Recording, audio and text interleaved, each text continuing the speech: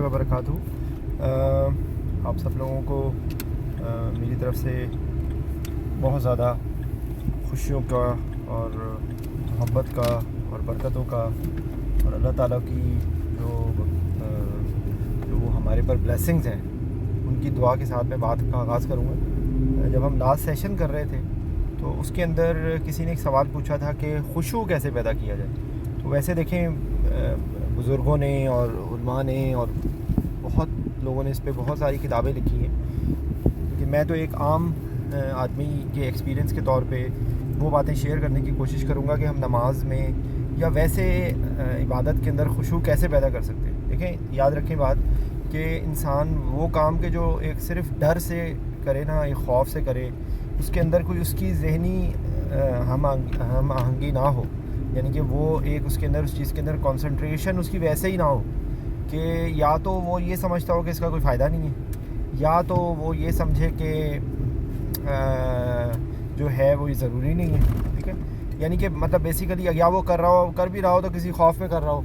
जैसे एक बच्चा जो है वो अपने माँ बाप के खौफ से कर रहा है, या इस तरह कोई भी एक रिश्ता किसी की वजह से हम वो एक काम कर रहे हैं। तो नमाज एक ऐसी चीज़ है कि उसके अंदर ना अगर कोई बेसिक इवन आपको फ़िज़िकली वो नज़र भी आ रहा होगा ना कि वो हिलजुल रहा है उसी तरह ही, और वो सर ज़मीन पे मार रहा है और झुक रहा है, लेकिन जब तक आपके दिमाग के अंदर ये कॉन्सेप्ट पैदा नहीं होगा ना कि आप ये काम जो कर रहे हैं वो कर क्यों रहे हैं, तब तक आप उसके अंदर वो कंसंट्रेशन पैदा नहीं कर सकते। ठीक है, तो पहली तो बात यानी कि इसको जो ऑब्जेक्टिव वर्ड में बोलेंगे तो हम ये बोलेंगे कि आपको ये फीलिंग पैदा करनी है कि आप ये काम कर क्यों रहे हैं, यानी कि आप ये काम दिल से करेंगे, आप ये काम एक कन्विक्शन के साथ करेंगे, आप ये काम सोच के साथ करेंगे, तो तब उसके अंदर वो असर पैदा होगा इंशाल्लाह। पहली बात हो गई। दूसरी बात ये है कि हर काम जो भी हम कोई काम करते हैं प्रैक्टिकल भी, जैसे फॉर एग्ज़ाम्पल एक बंदा की ड्यूटी शुरू होती है 8 बजे और वो वहाँ पर 8:10 पे भी कभी पहुँच रहा हो, कभी वो 8:20 पे पहुँच रहा हो, और उसकी वजह से उस तमाम जो रूटीन है और तमाम जो सिलसिला है वो स्लो डाउन हो जाए। और हो सकता है अगर वो बड़े मुकाम पे हो तो कोई उसको पूछने वाला ना हो, लेकिन वो उस चीज़ को सही तरह हक ना अदा कर रहा हूँ। ठीक है, तो वो हर लिहाज से बेईमानी होगी, लोगों के साथ नाइंसाफ़ी होगी, या अगर वो जूनियर है तो उसका सीनियर उसको कभी भी नहीं माफ़ करेगा। तो यहाँ पर तो नमाज में तो वही वाली बात है कि अल्लाह के पास बुलावा है ये, और हम अगर ना उसकी टाइम की पाबंदी करें, ना हम उसके जो आदाब हैं उसकी पाबंदी करें, यानी कि जो उसके फ़िज़िकल जो उसके रिचुअल्स हैं, यानी कि अगर फॉर एग्ज़ाम्पल कोई बंदा 8 बजने में 5 मिनट पहले भी पहुंच जाता है लेकिन वो उस यूनिफॉर्म में नहीं पहुंचता, वो उस हाल हुलिये में नहीं पहुंचता, तो भी वो उसका ड्यूटी सही नहीं होगी। तो यहाँ पर वो सिंबॉलिज़म हो गया कि जो उसके नमाज से पहले के रिक्विजिट्स हैं कि आप एक साफ़ सुथरे कपड़े पहने, आप पाक कपड़े पहने, आप तैयार हों। आप ये समझें कि अगर इस दुनिया में हम किसी से मिलने जा रहे हों तो क्या हम गंदे बंदे चले जाते हैं, या हम बहुत खूबसूरत कपड़े पहनते हैं और पूरा अपने आप को वेल ड्रेसअप करते हैं। तो नमाज क्या इतनी कहीं गुजरी चीज़ है कि नमाज का कोई इस पॉइंट ऑफ व्यू से हमारा कोई ख्याल ही ना हो, हमारा कोई ध्यान ही ना हो, और हम सबसे गंदे से कपड़े और सबसे फजूल सी चीज़ों के अंदर जाएं, हमारे जिस्म से बदबू आ रही हो, ठीक है, हमारे जो है वो बाल कंघी ना हुए हों। या मैं आपको एक एग्जांपल दे रहा हूँ जिसका जितनी जो वो काम मैक्सिमम कर सकता है वो उसको करना चाहिए। ठीक है, तो ये इसकी हो गई। वज़ू की हालत हो गई। जब आप वज़ू आपका सही नहीं होगा तो आपने पहला प्री रिक्विजिट्स ख़त्म कर दिया, इसलिए वज़ू के अंदर इसराफ़ करना चाहिए। और इसराफ़ का मतलब ये नहीं है कि आप पानी 75 गुना ज़्यादा ज़ाया कर दें। वो इसराफ़ का मतलब ये है कि जिस एरिए को कवर करने का या धोने का स्ट्रिक्टली हुक्म है उससे थोड़ा सा 1 इंच 2 इंच ज़्यादा हो जाए, उससे कम ना हो, ये है मतलब इसका इसराफ़ करने का। ठीक है ना। तो इसी तरीके से देखें कि हम अक्सर औक़ात हो जाते हैं कि पेशानी से लेके नीचे ठोड़ी के नीचे तक, ठीक है, और एक कान की लौ से नीचे दूसरी कान की लौ तक, तो बेसिकली काफ़ी बड़ा एरिया बनता है। तो इसके अंदर अक्सर औक़ात मैंने देखा है कि लोग उसके अंदर डंडी मार जाते हैं, अनइंटेंशनली या इंटेंशनली। इसी तरीके से कोहनी, जब हम बाजू धोते हैं तो हमारी कोहनी ऊपर तक साफ होनी चाहिए। इसी तरीके से मसा का तरीका मैंने मेजॉरिटी लोगों को गलत करते देखा है। तो आप इस चीज़ को ओवरकम कर सकते हैं کہ یہ کیسے کرنا چاہیے. یہ وضو ایک کیفیت ہو گئی. پھر اس کے بعد آپ جس جگہ کھڑے ہو رہے ہیں وہ جگہ صاف ستھری ہونی چاہیے. پتہ لگے نماز آپ جس پہ پڑھ رہے ہیں نماز، خاص طور پہ ایون جو لوگ مسجد میں بھی جا کے نماز پڑھتے ہیں وہ اپنے لیے ایک جانماز اپنے ہاتھ میں پکڑ کے جا سکتے ہیں، کوئی ایسا مسئلہ نہیں ہے، ٹھیک ہے نا. تو ہمیں صاف ستھرائی کا ہر جگہ پہ خیال رکھنا چاہیے. آپ اس جو جانماز ہے اس کے اوپر بھی آپ خوشبو لگا سکتے ہیں. خوشبو جو ہے وہ ہمارے نبی صلی اللہ علیہ وسلم کو بہت پسند تھی، ٹھیک ہے نا. تو خوشبو لگانا سنت ہے. اور آپ خوشبو کو اگر یہ کنٹروورسی ہے کہ آپ الکوہلک لگائیں یا نان الکوہلک لگائیں، میں اس پہ نہیں کمنٹ کر سکتا کیونکہ اس پہ پوری دنیا کے اندر علماء میں آپس میں تھوڑا بہت ایک اختلاف ہے. تو لیکن ایٹ لیسٹ خوشبو ضرور ہونی چاہیے. خوشبو کے اوپر سب کا ہی اتفاق ہوگا. تو ایک یہ بات ہو گئی. پھر اس کے بعد دیکھیں نماز جو آپ پڑھ رہے ہیں تو نماز کے جو ارکان ہیں، جو نماز کے آپ کو یہ نہ پتہ ہو کہ اس میں سے فرض کیا ہے، اس میں سے واجب کیا ہے، اس میں سے سنت کیا ہے. آپ سنت کے اوپر توجہ دے رہے ہیں، فرض کو چھوڑ رہے ہیں، واجب کے اوپر توجہ نہیں دے رہے، نفل کے پیچھے جا رہے ہیں، اس طرح کی بے تحاشا چیزیں. تو ایک تو جو ہے وہ خوبصورتی اس چیز کی ہے کہ آپ یقین رکھیں کہ جتنے بھی ہمارے فرقوں میں آپس میں کچھ اختلاف بھی ہے نا، وہ کبھی کسی بھی فرض پہ نہیں ہے. کوئی بھی فرقہ یہ نہیں کہتا کہ 3 سجدے کرو اور 2 رکوع کرو اور جو ہے وہ الحمد نہ پڑھو یا ایک طرف سلام پھیرو یا اس طرح میجر جو چیزیں اس میں کوئی اختلاف نہیں ہے. وہ اختلاف چھوٹی موٹی چیزوں پہ ہے جو ہم اس کے اوپر میں ڈیبیٹ نہیں کرنا چاہتا. میں آپ کو صرف بتا ہی رہا ہوں کہ آپ اس کے فرائض واجبات آپ کو پتہ ہوں گے تو آپ اس کو اس کیٹیگری پہ لے کے آئیں گے نا، ٹھیک ہے. تو یہ کچھ چیزیں. پھر اس کے بعد ایک پروٹوکول ہے کہ آپ نے کھڑے کس طرح ہونا ہے. آپ ہل رہے ہیں، آپ کھجلیاں کر رہے ہیں، آپ اپنے ہاتھوں کو ہلا رہے ہیں. آپ یہ سمجھیں کہ جس طرح ایک آرمی کا جب بندہ ڈریس اپ ہوتا ہے اور وہ جب ایک پریڈ کے اندر کھڑا ہوتا ہے تو وہ اگر ہلنا شروع ہو جائے تو اس کو تو فوراً پریڈ سے باہر نکال دیں گے وہ اور اس کو پنشمنٹس دینی شروع کر دیں گے. تو آپ نماز کو ہم کیا مذاق سمجھ رہے ہوتے ہیں؟ نماز کے اندر ایک ڈگنیفائڈ انداز میں کھڑا ہونا ہے، نماز کے اندر ایک ترتیب رکھنی ہے. تو جو اس کا ہے کرنے کا کہ جیسے اگر آپ کھڑے ہیں تو آپ کی نگاہ جو ہے وہ سجدے والی جگہ پہ ہے. آنکھیں بند نہ کرنا آنکھیں بند کرنا کوئی پسندیدہ نہیں ہے، ٹھیک ہے. یہی ہے کہ آپ کسی سے ملنے گئے اور آپ نے آنکھیں بند کی ہوئی ہیں تو یہ آپ یہ تو محسوسات ہے نا کہ آپ یہ اگر آپ یہ نہیں امیجن کر سکتے کہ آپ اللہ کو دیکھ رہے ہیں تو آپ یہ تو امیجن کر سکتے ہیں کہ اللہ آپ کو دیکھ رہا ہے. اور یہ تو بہت امپورٹنٹ ہے اور یہ تو کرنا، یہ تو منیمم خشوع کے لیے شرط ہے، ٹھیک ہے. تو یہ بات ہو گئی. قیام کے اندر جو ہے وہ سجدے کی طرف دیکھتے ہیں، جب رکوع کرتے ہیں تو جو ہے وہ پاؤں کی طرف دیکھتے ہیں، ٹھیک ہے. اس کے بعد ایک اور بہت امپورٹنٹ چیز ہے جس کا لوگ نہیں خیال کرتے، وہ یہ ہے کہ جب آپ سجدہ کر رہے ہیں تو آپ کی انگلیوں کا رخ جو ہے وہ قبلے کی طرف ہونا چاہیے اور انگلیاں آپس میں جڑی ہوئی ہونی چاہیے.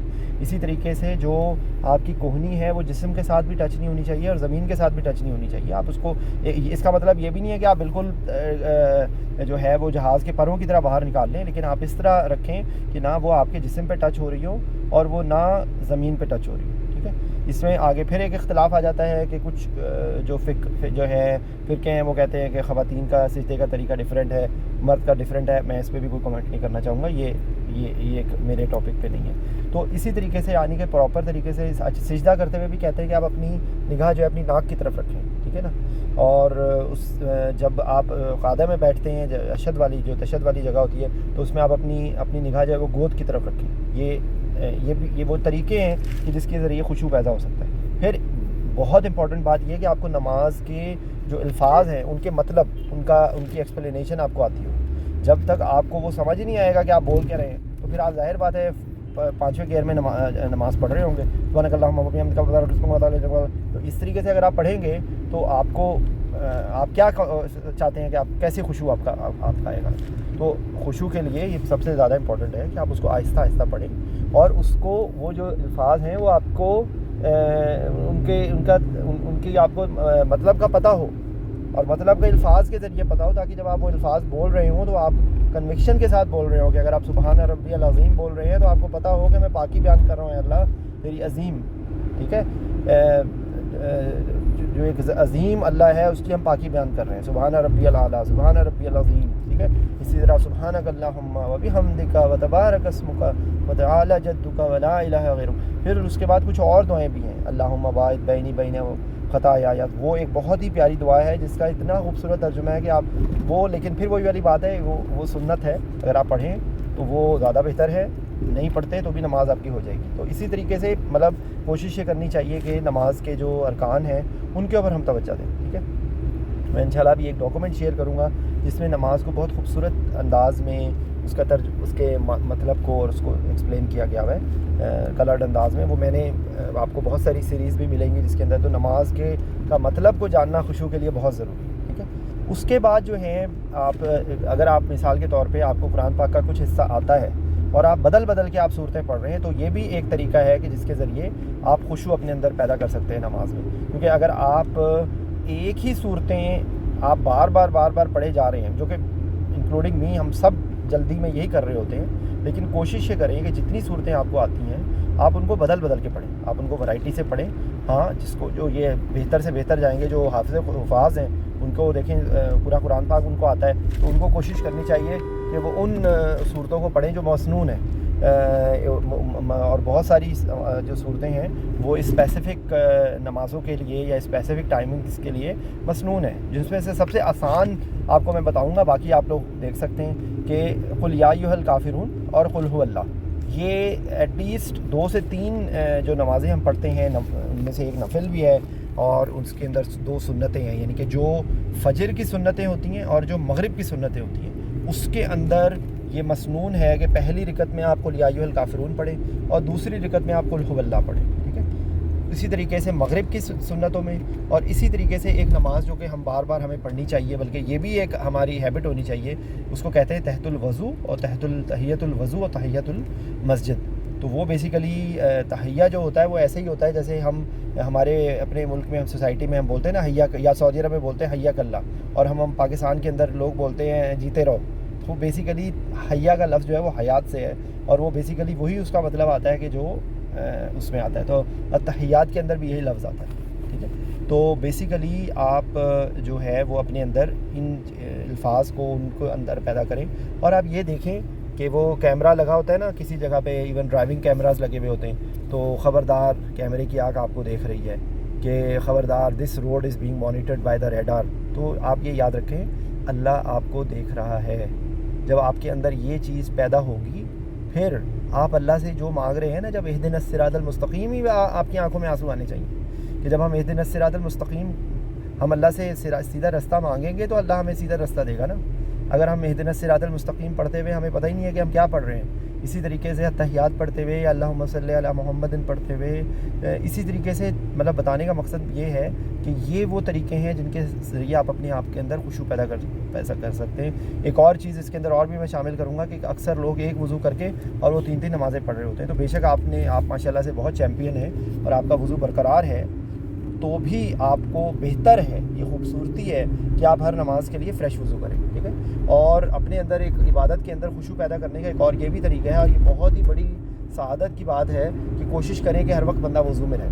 تو یہ وہ کچھ باتیں ہیں جو ایک مطلب میں ایک عام سا انسان, ایک بالکل کم عقل کا انسان, اور ایک بالکل ایک آسان الفاظ میں آپ کو یہ ایکسپلین کر سکتا ہوں کہ جو ہے. باقی آپ کو بہت ساری اس میں کتب ملیں گی, آپ کو اس میں بہت ساری چیزیں ملیں گی, لیکن یہ وہ منیمم چیزیں ہیں جس کے ذریعے آپ نماز کے اندر ایسا کر سکتے ہیں. یعنی کہ آپ صفائی ستھرائی کا خیال رکھیں, آپ آداب کا خیال رکھیں, آپ وقت کا خیال رکھیں, آپ اپنے آپ کو ویل ڈریس اپ کریں, آپ اپنے آپ کو اچھا پریپیئر کریں, آپ اپنے اوپر اندر خوشبو لگائیں, آپ اپنے بال کنگھی کریں, آپ سر پہ ٹوپی لیں, آپ جو اگر خواتین ہیں تو وہ اپنا سطر کو پراپرلی ڈھانکیں, ٹھیک ہے.